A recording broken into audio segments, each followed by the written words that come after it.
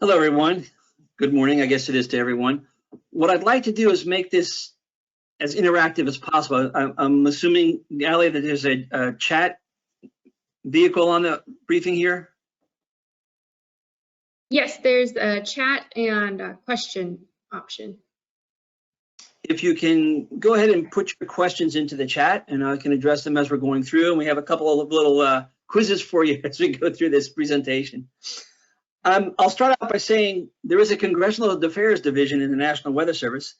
And I know when I was a field forecaster, I had no desire to know anything about Congress, didn't really care about it. All I knew is I got my paycheck. I didn't know how it worked, that I get it, and all those kind of things.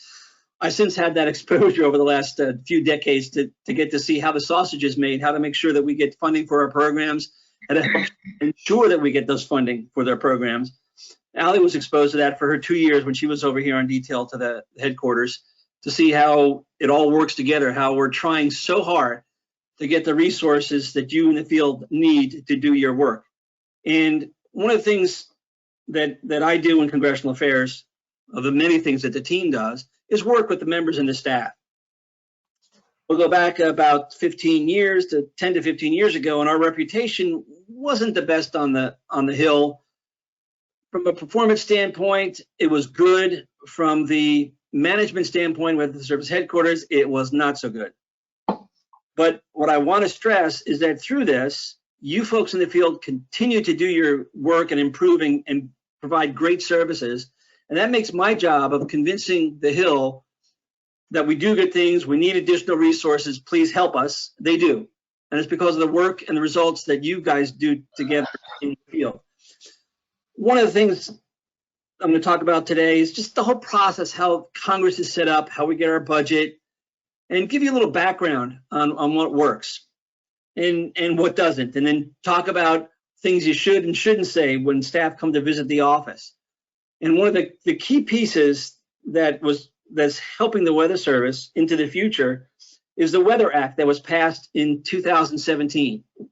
Section 405, and we'll go into that at the end, is essential for the Weather Service as it mandates the Weather Service to provide decision support services, impact-based decision support services, for essentially the .govs. And we're doing that with our core partners and certainly the emergency managers. But that's key, and especially as the models get to be better and better, we have to make sure that people can understand what the impacts are, not just look at their phone app and see, hey, this is the weather, so I know what's going to happen. That's not the point. Next slide.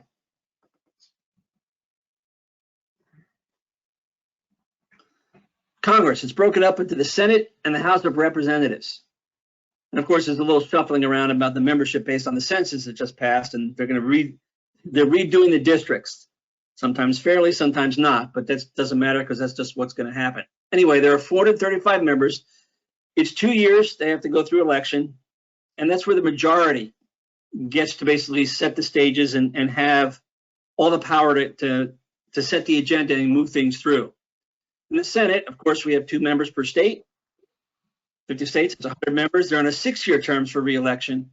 And that's where the individual has the power. Yes, the majority is important as well, of course, to set agendas. However, if you've been paying attention to first the infrastructure bill and certainly now the Reconciliation Act that they're trying to do, Senator Manchin has been holding it up because he didn't think some things were right. That's one person can actually hold up legislation to make sure issues are addressed. So that's where the individual has the power.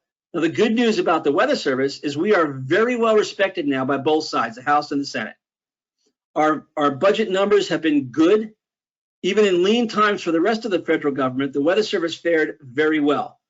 In the first part of Dr. Uccellini's tenure as director, we were having some really tough battles and budget battles with the Hill, and certainly inside the administration even. However, we ended up getting funded rather well compared to certainly the other entities in NOAA and many, many other federal agencies, except for Department of Defense. And that's because of the role that we have and that you in the field do with your everyday work in providing the forecasts and warnings to protect lives and property. That's like the best mission there is, and it's fully supported on the Hill by both sides. Next slide.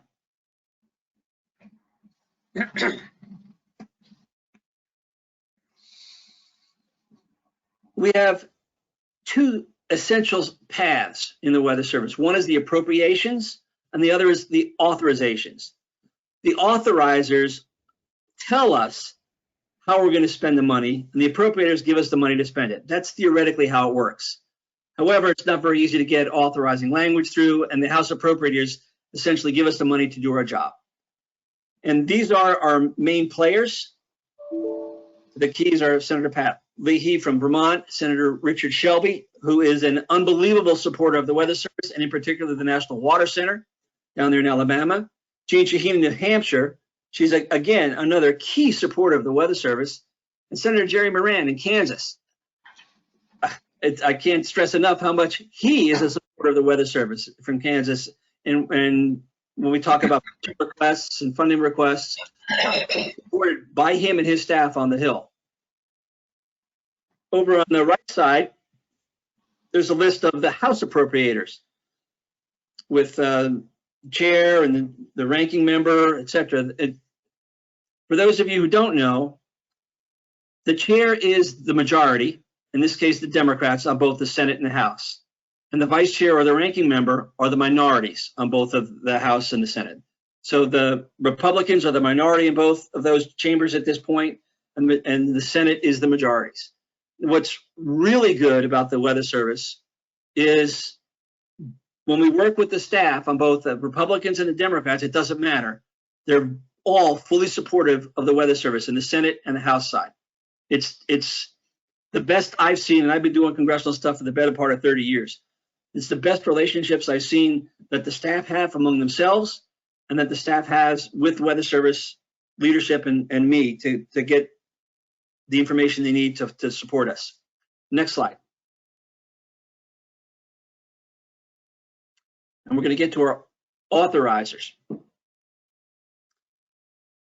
Again, tremendous support. We're actually getting a lot of inquiries from Tammy Baldwin about, if you will, the drought situation in Wisconsin. So we've worked with the regions, and we're going to be working with the WFOs up there to try to get them more information for what they need to address their constituents' concerns. I won't go through the list of names here, and the slides will be available if you want to look at them. But once again, I will stress tremendous support on all sides from all committee members, Republican, Democrat, and the staff. Like, this is also the best staff that I've worked with in my history of working on the Hill, on both sides, in the House and the Senate. It's the feedback and interactions have been, I'll say at some points, overwhelming with all the time we have to spend with them. It can be a lot. And Allie, since you've been at headquarters, I'd say my workload has quadrupled at dealing with the Hill. You know how busy I was back then. The next slide. Yeah, I'd be lost without my staff of Lauren and Brian. All right, here's a question for you. This is quiz time. Congress is in the business of passing legislation, passing bills. Roughly, and I guess, Allie, you want to explain there you go, you have your quick poll. How many bills, roughly, are introduced during each Congress? That's a 2-year period.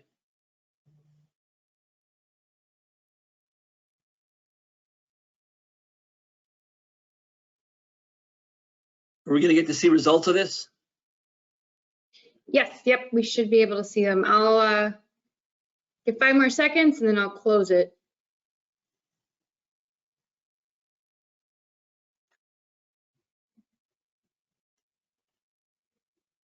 All right. We're going to share the poll results to all attendees here. Well, the answer is actually closest is 13, it's 14,000 is the closest.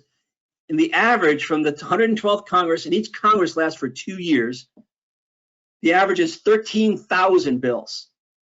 And to date, for this, in the 10 months that we've had this current Congress, 117th Congress, they've already introduced 10,793. So you can imagine the amount of legislation that's getting proposed. That includes resolutions as well. But they're already up to 11,000, and we're only 10 months into the new Congress. Next one, next question. How many there we go. How many bills have passed and become law as average in at least, well, you can read it, in each of the past 5 years? All right, the poll has launched. We'll give 10 more seconds.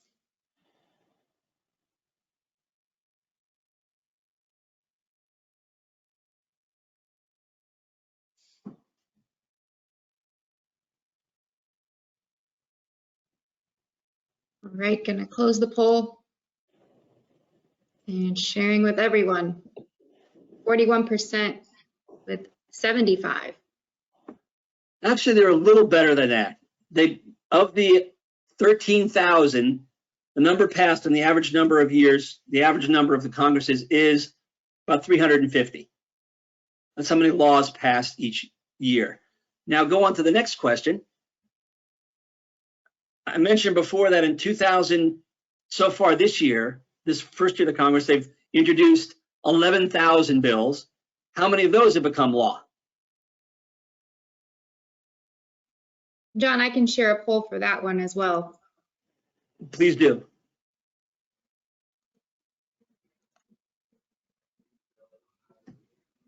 And notice that 13 is the minimum required to fund the government for 2022, fiscal year 2022. That's all the different appropriations, including ours, which is handled under the Commerce, Justice, Science Appropriations Subcommittee. All right, we'll close in 3 seconds.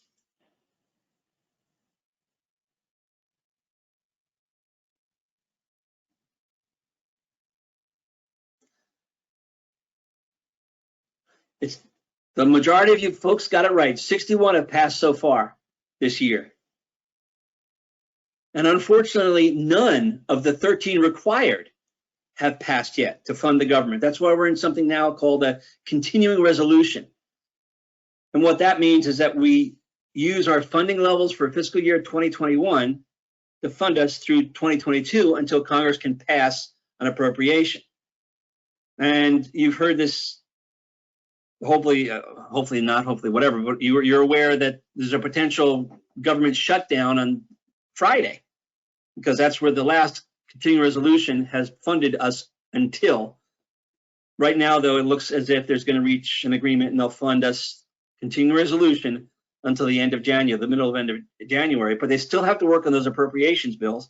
And for the Weather Service, it's very important for us to get our fiscal 22 president's budget. In that president's budget provides us the funding we need to fully support the Analyze, Forecast, and Support portfolio, which is where your money to run the Weather Service field operations comes from. So we have a significant increase that we need to cover the cost of living adjustments and the pay raises and those kind of things. They're called adjustments to base. And that has to be part of our 22 budget. Otherwise, we're going to be in a real hurt. We don't know what's going to happen if we don't get that funding. Okay, let's go on to the next slide.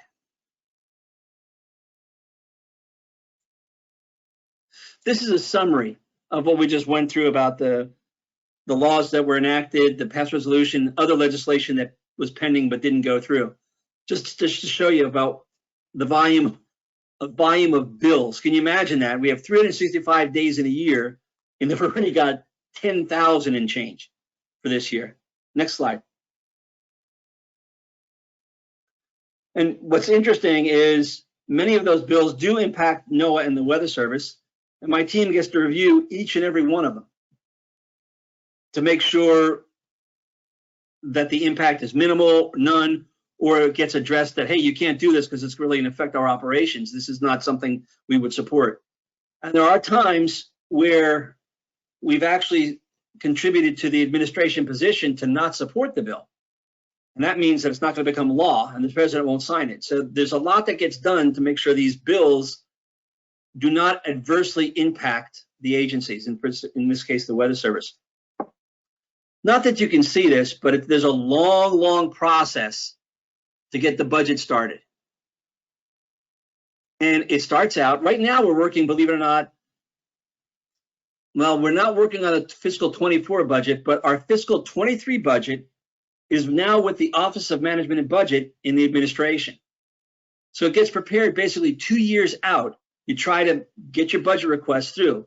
It starts out coming down from the top. The OMB provides us general guidance in the January timeframe for what they want the budget to be in 2 years. So we work with our federal, inside the National Weather Service, and then we work within NOAA. Then we work within Department of Commerce. Now, if Weather Service were on its own to ask any kind of money it wanted, we'd probably have a lot more than we do. But we have to do it on the constraints of what's going to be available from the administration side in total, and then what the Congress is going to have in total when they do their budget process. So it starts comes down, the guidance comes down from the Office of Management and Budget, gets modified to the department and modified by NOAA on the way down, and then comes to the Weather Service. We create our budget, goes up to NOAA, and they accept most of the things and reject some of the other things that are of a higher priority within the administration from NOAA. Then from NOAA, it goes to the Department of Commerce. The same filter goes on, or a different filter goes on, what it wants, what it doesn't want to support the administration. Then goes to the Office of Management and Budget, who tries to correlate the budgets across the different federal agencies, which is a monumental task. And then they'll adjust the budget, make suggestions or cuts. Yeah, not too many times do they add to it. Then it comes back down for us to make our arguments. Yeah, we asked for this and we really need it. Then it goes up to OMB and they say yay or nay, and then it gets part of the whole budget from the president and then gets sent to Congress, usually in early February. Then it's then more of the confusing process.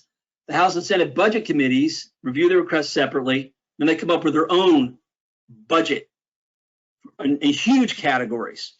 And for us, we're part of Commerce, Justice, and State Department, which are huge budget bins, if you will.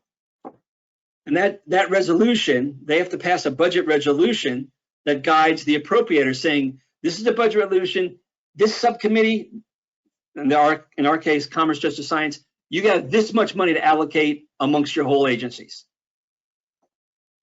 Okay, so that gets done. Then the subcommittees get together to try to negotiate the spending plans. The House does theirs, the Senate does theirs.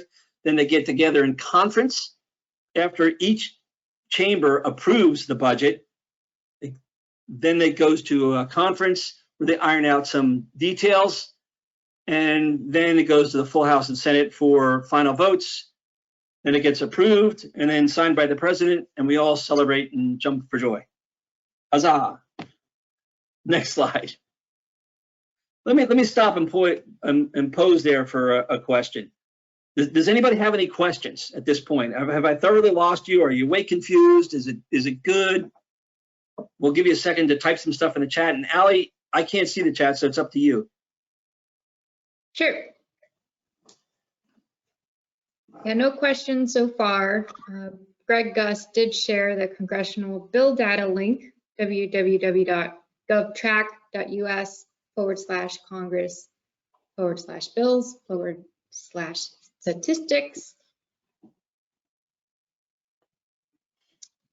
And so okay, feel free to add the chats, and otherwise people can raise their hand as well, but nothing has come in. Okay. This is the overall general budget congressional calendar. And this is a lot of work. A lot of work is done by staff on this constantly on the budget side. So this is the general calendar, although the president's budget hasn't been getting to Congress until March, which makes them delay things. Anyway, the whole process goes and turns on. And in the middle of all this budget calendar, you have the rest of Congress that wants to work on other authorizations and other legislation. So it's a constantly busy process, driving us on the staffing side crazy with the briefing requests we get and the information requests we get, but we need to make sure they get all the information they need so they can support us. Next slide.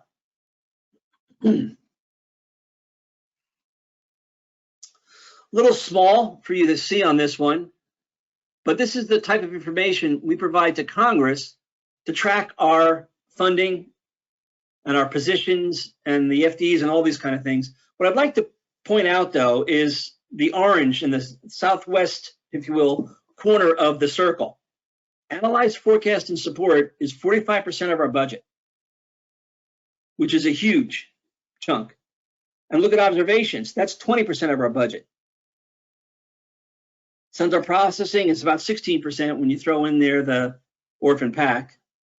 ORF is kind of like operations, research, and forecasting, and the PAC is more just things. The ORF is people, consider it that way, and PAC is stuff, essentially. And dissemination is 7%. Facilities is kind of tiny at 1%. There is some maintenance that comes out of analyze, forecast, and support that goes to each WFOs to maintain their sites.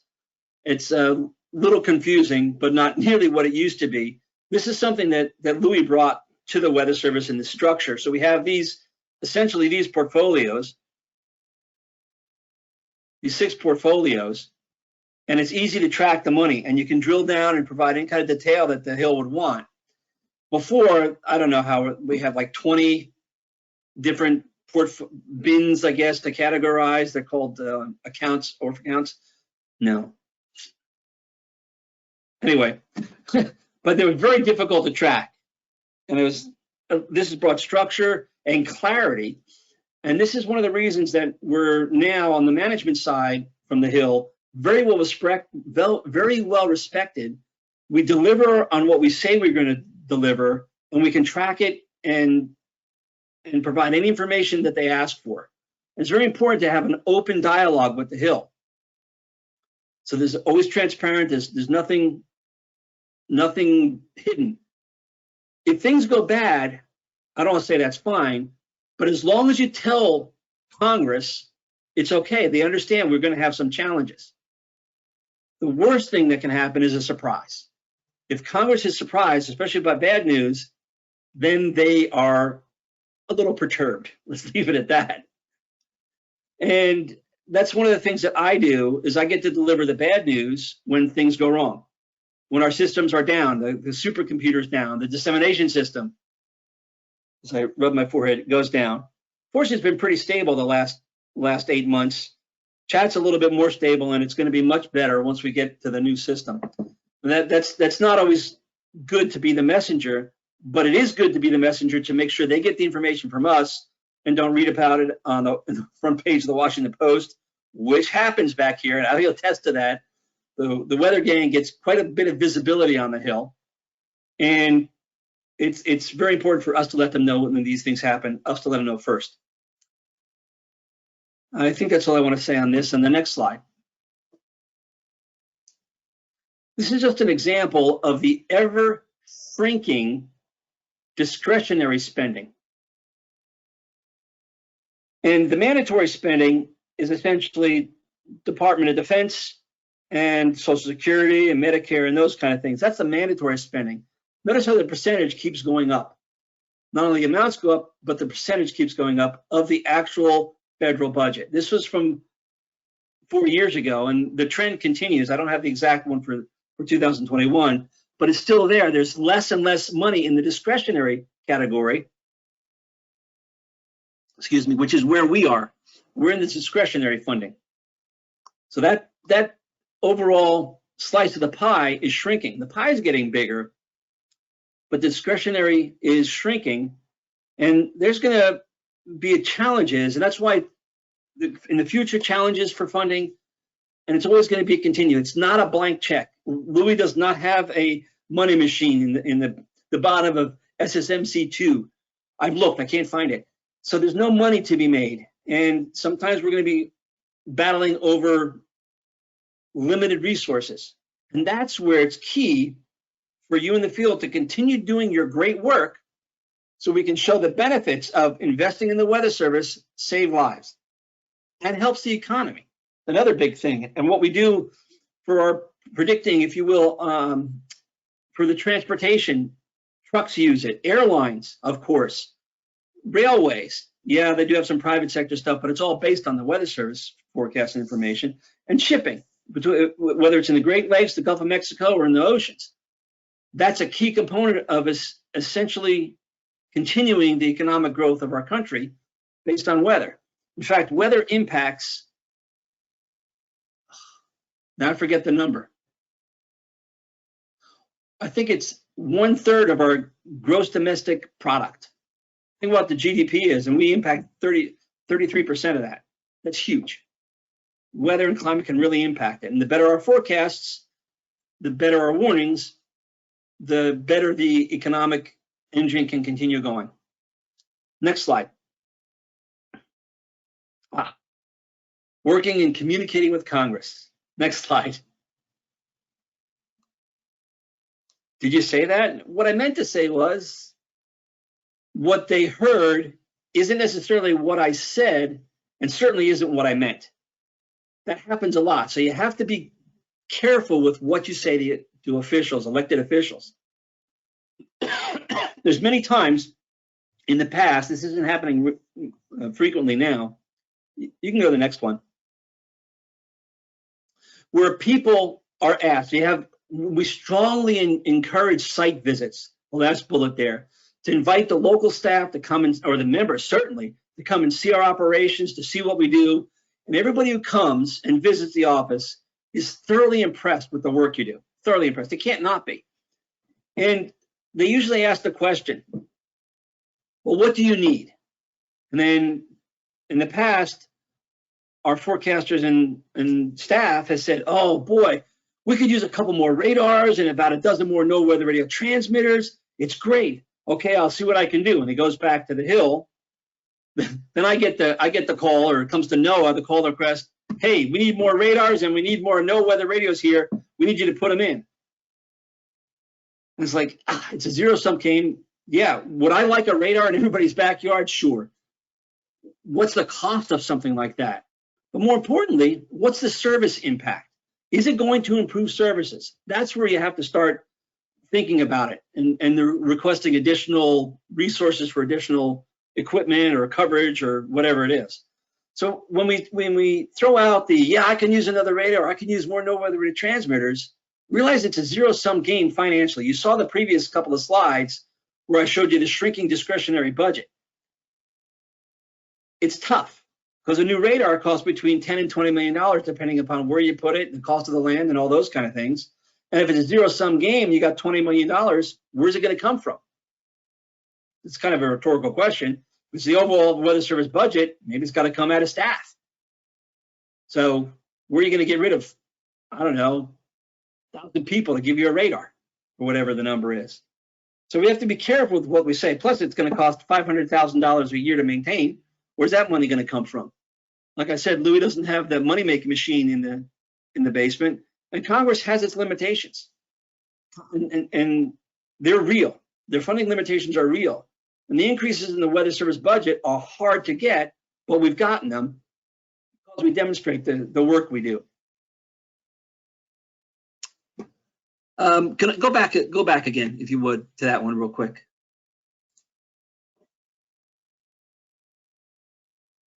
What you get in the field mostly of the orange, the questions and answers. Someone comes in and calls and questions or something.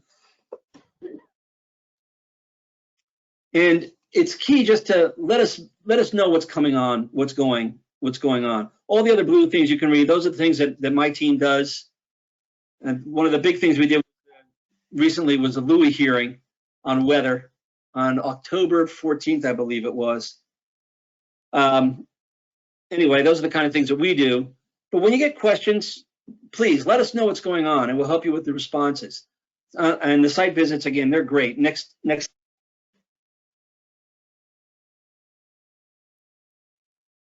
When the Hill calls you or sends you an email, acknowledge receipt if it's an email right away, and let us know what's going on and loop in your region, and then we'll help you with the best path forward for you to answer the question, or for us to answer the question, or however we can see it best. Sometimes it's a phone call to the staff to answer that question.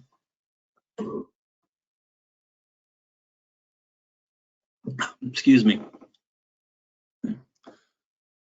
And we're here to help you. There's an email at the end you can put down and access and use, and phone numbers. There's not many Sokiches around, so you can always look me up. It's pretty easy.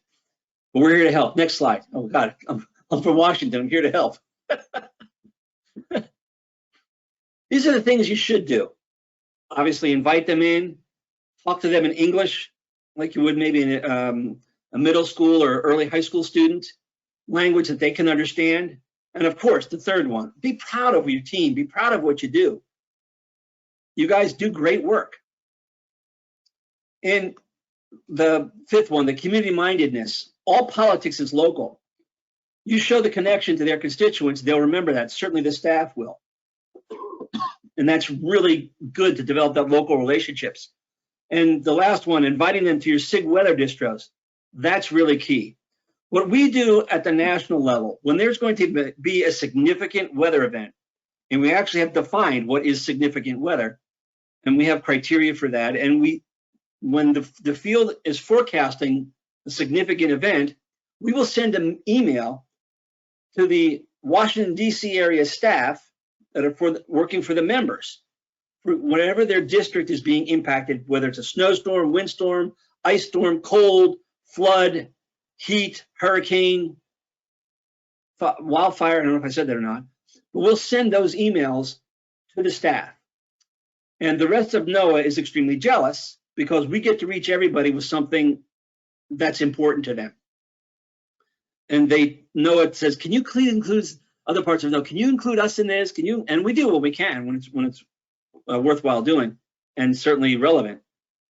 And the biggest complaint we get, or not a complaint, the issue is, hey, I'm not on the list. Can you add me to the list?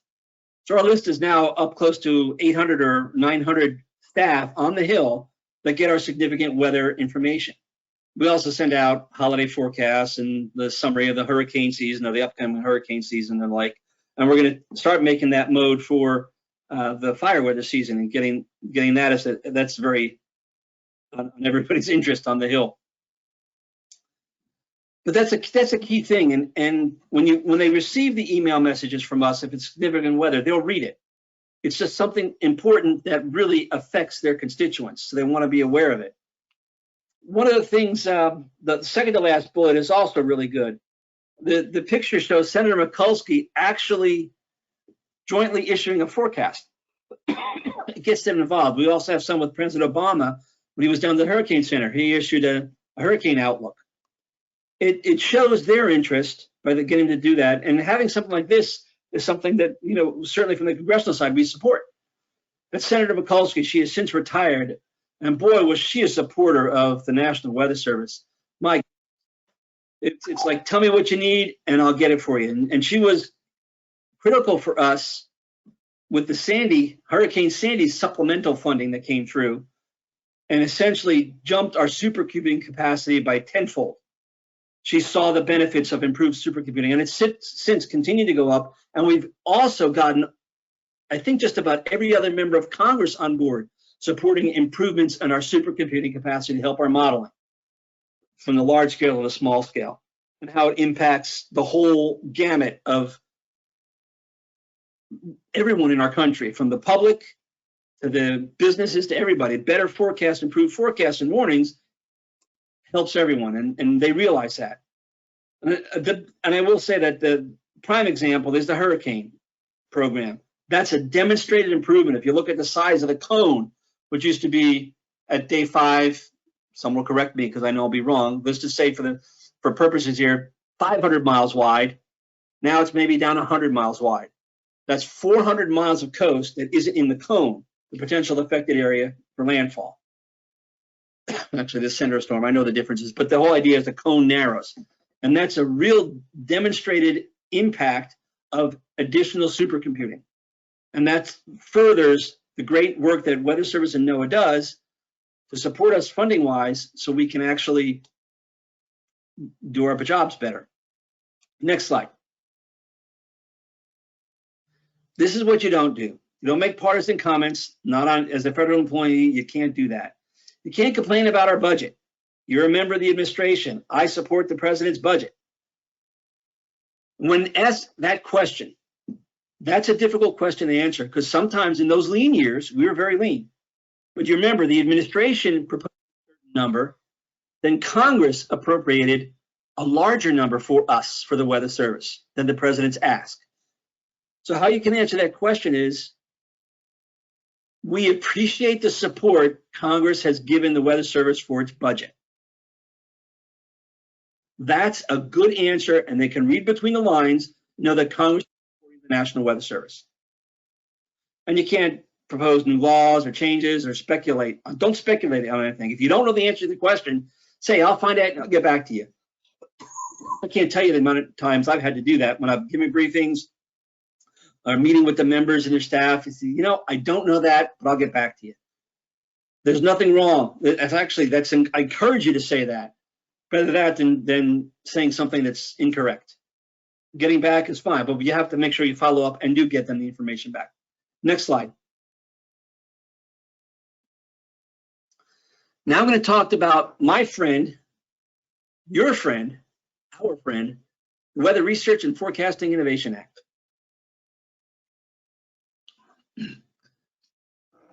Section 405. Well, let's go to the next slide first before I delve into 405. In 1992 is when we had one of the modernization, Weather Service Modernization Acts passed. These are the key points that this bill addresses. Improving a lot of the forecasting we're doing, a lot of research to improve tornadoes, hurricanes, season to season forecasting, the seasonal to basically and annual, interannual prediction. What comes out of our Climate Prediction Center? They want those improved. That'll help the agricultural community and the water resources community better adjust if we can provide improved seasonal forecasts. Two things. One, this bill tells us to basically do our HAZSIMP program, to simplify our hazards so people can understand it. So we're working on that. But the most important thing is that first bullet. It mandates, congressionally mandates, weather warning coordination meteorologists and impact-based decision support services. That's key. Interpretation is key to our future. Next slide.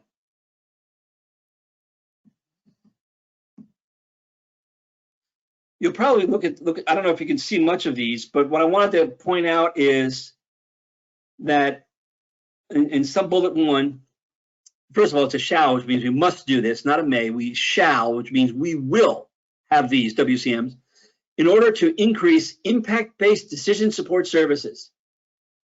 Increase impact-based decision support services. That's key. And again, it's a shall, which is an absolute direction from Congress. And the C, state, local, and tribal government agencies, as the director considers appropriate. And you've heard talk in the past about we can't tailor any messages to specific. Yes, we can. This gives us direction to tailor any kind of information we need to help the emergency management community, the .govs. And I think it's great. And we're also to work with them and implement our plans for preparedness and the like. But this is such a critical component of what we're doing and what we will be doing in the future in an increased level. Next slide. Here's the second half of the bill. And it says the director may assign other folks to do it. It may assign the director to place a WCM or someone designated in a state or local emergency operations center, co-locate. And the benefits there are great. Of course, we can't be everywhere, so we have to decide which ones we will and which ones we will not actually co-locate with. But I think this is just critical component of what we were doing, but now it's mandated that we will do this. Back in, I would say, the American Meteorological Society meeting of 2017, Kathy Sullivan, our NOAA administrator at the time, was talking about NOAA's role, and in particular the Weather Service's role, in providing decision support services to the emergency managers. A certain friend of ours in one of the private sector companies got up and walked out. They were not supporting Weather Service doing decision support services. They say that should be done by the private sector. It's out of their realm. Well, this bill takes that completely off the table, and it's supported by the private sector. Actually, they supported this language, this bill. And we have a mandate to provide IDSS to the .govs. However, that said, if a local emergency manager, if a state emergency manager wants to hire their own meteorologist, please go ahead. We'll work with them to ensure consistent messaging. That's our role, is to make sure that we do have the consistent messaging. We will provide a basic line of IDSS to emergency managers and essentially all the .govs that request it. Next slide. Well, let me stop there a second and ask if there are any questions. I guess you can leave the corner, back up or whatever. Back up to the last one. I don't want to leave with my mug on there for so long. All right.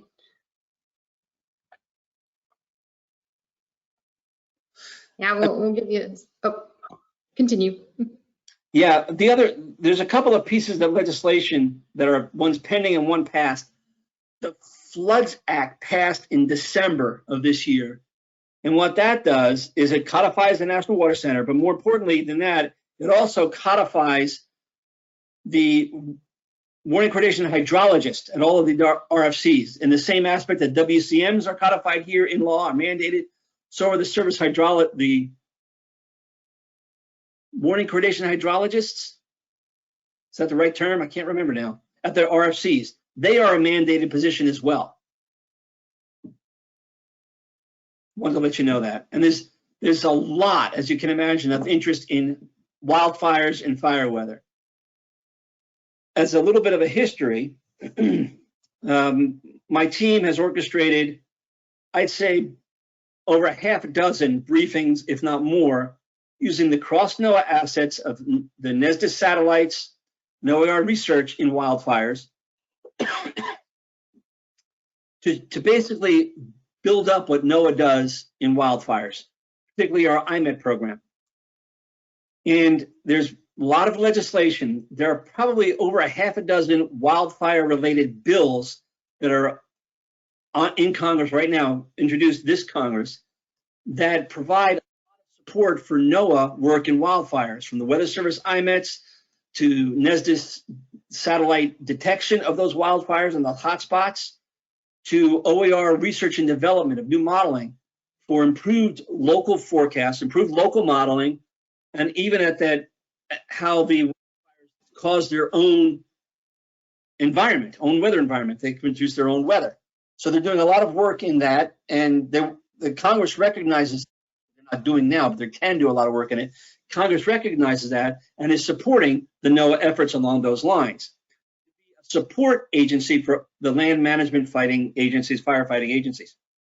To that end, we did put in a budget request for $15 million across NOAA for wildfires in fiscal 22, which is still being negotiated this time. If you remember, we're under continuing resolution. And we have a hurricane and wildfire supplemental bill that passed.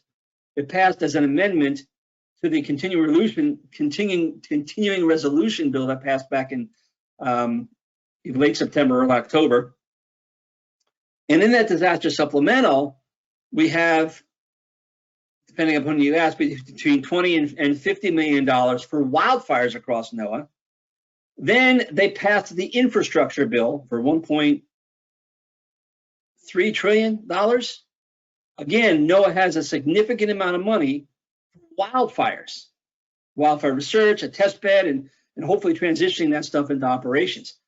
And then there's the reconciliation bill, which might even have additional funding. Certainly will have additional funding for NOAA.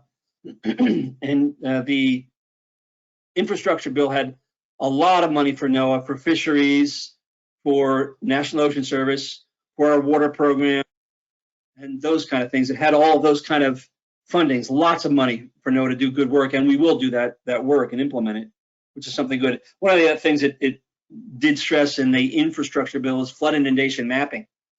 And that's a pretty amazing tool that I've seen where the National Water Center has actually gotten those systems up and running. I can't remember the number of basins that it has, or rivers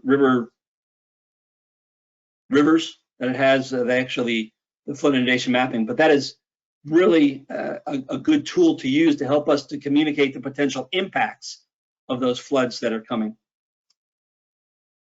I think the other thing is, this was kind of new, but NOAA weather radio.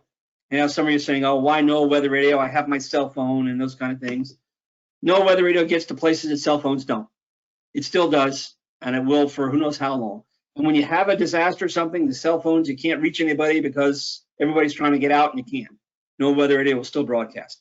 Anyway, there's a Port on the Hill, and there's a bill that's proposed to modernize our no weather radio system, to get our digital connections, to have microwave where we need that, to get rid of the copper lines. And from the regional folks who have to maintain them, they understand that those copper lines are going away. People don't want to maintain them anymore, provide them. And it's talking about hardening our sites. And for backup, we don't have backup for no weather radio transmitters now. Let's talk about on that bill to get us to resources for backup. So no weather radio is not going anywhere, and it's probably one of the most issues, or the most issue. It gets raised the most from congressional staff. If the transmitter's offline, members get involved, especially if it's offline for a long time. Those in Central Region, I think it's Illinois, would attest to the members' interest in getting that one back up. I think I'll go on to the last slide.